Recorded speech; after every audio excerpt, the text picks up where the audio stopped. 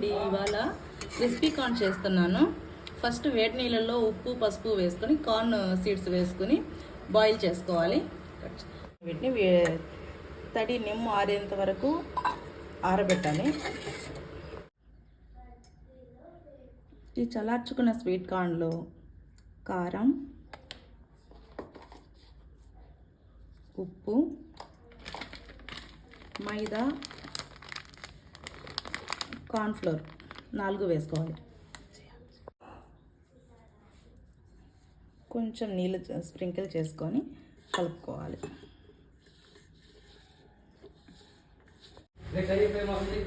Hot ఆయిల్లో ఈ కార్న్ని మనం వేసుకోవాలి.